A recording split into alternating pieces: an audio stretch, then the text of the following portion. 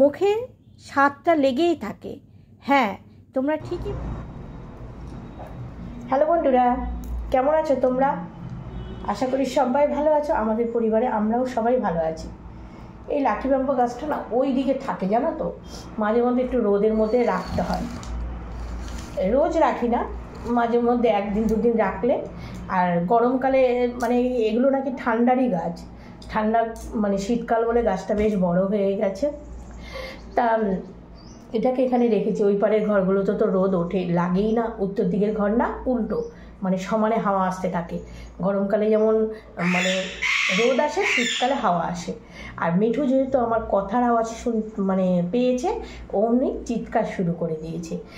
ও না ভাবে কথার আওয়াজ শুনতে পেলেই ভাবে কি আমি হয়তো বসে বসে খাচ্ছি, তা ওই জন্যই চিৎকার চেঁচামেচি করছে। যাই হোক, আজকেও একটা তোমাদের কাছে একটা ব্লগ নিয়ে চলে এসেছি।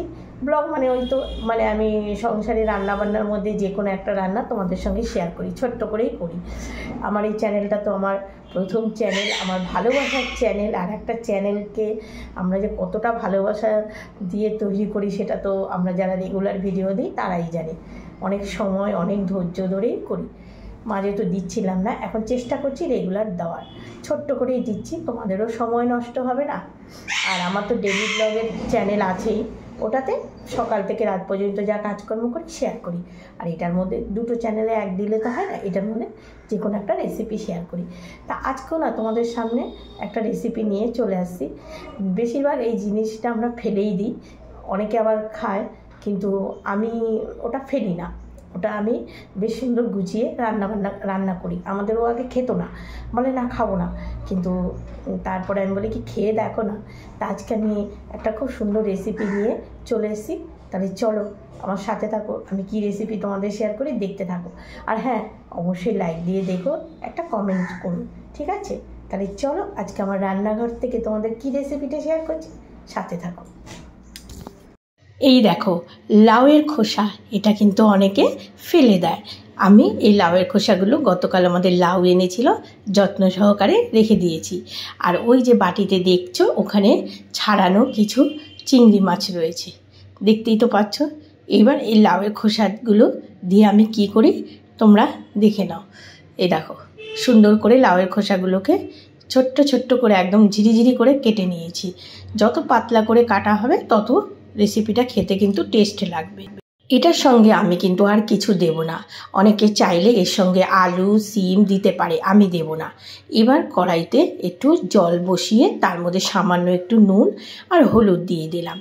লাউয়ের খোসাটা না একটুখানি মানে সামান্য ভাপ দিয়ে নিলে বেশ রেসিপিটা ভালো লাগে। এই দেখো জলের মধ্যে আমি দিয়ে দিলাম। এগুলো একটু সামান্য ভাপ দেবো, খুব একটা বেশি না, বেশি দিলে কিন্তু একদম গলে যাবে। আর লাউয়ের খোসা দেখবে একটু শক্ত শক্তই হয়, তাই ভাপ দিলে তারপরে না ওটাকে একটু হাত দিয়ে ভালো করে ডলে নিতে হয়। দেখো এই দেখো শক্ত, একটু শক্ত, আঙুল দিয়ে চেপে দেখছি শক্ত আছে।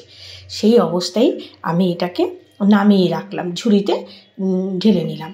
এবার একটু ঠান্ডা হলে না হাত দিয়ে না একটু ডলে দেবো। দেখো এরকম করে সামান্য একটু করে হাত দিয়ে ডলে দেবো। তাহলে কি বলো তো, জিনিসটা বেশ গা মাখা হবে, নাহলে না ওগুলো ছাড়া ছাড়া থাকবে। কড়াইতে তেল দিয়ে তার মধ্যে আমি দিয়ে দিলাম সর্ষে, আর হচ্ছে একটা শুকনো লঙ্কা, আর একটু দিয়ে দেবো কালো জিরে। এই দেখো একটু কালো জিরে কাঁচা লঙ্কা দিয়ে দেবো। তাহলে কি বলো তো, সর্ষে কালো জিরে কাঁচা লঙ্কা দিলে কিন্তু এটা খেতে কিন্তু খুব ভালো লাগে। আর এখন এর মধ্যে আমি যে চিংড়ি মাছগুলো আছে চিংড়ি মাছগুলো দিয়ে দিলাম। চিংড়ি মাছটা একটু সামান্য ভেজে নেব, বেশি না। আর চিংড়ি মাছ থেকে কিন্তু খুব জল বেরোয়, তার চিংড়ি মাছটা একটু সামান্য দেখো ভেজে নিচ্ছি। হ্যাঁ, অল্প অল্প করে একটু নেড়ে চেড়ে ভাজাটা হয়ে গেলে তারপর আমি তো তোমরা তো দেখলেই যে লাউয়ের খোসাগুলো বেশ আমি হাত দিয়ে ডলে রেখেছি, এই যে দিয়ে দিলাম।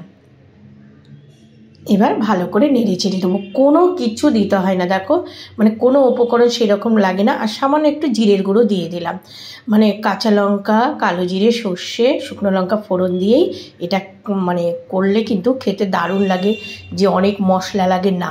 আর এইগুলো কিন্তু অনেকেই আমরা ফেলে দিই লাউ কাটার পর খোসাটা, কিন্তু এইভাবে একদিন চিংড়ি মাছ দিয়ে তোমরা এই রেসিপিটা বানিয়ে খাবে।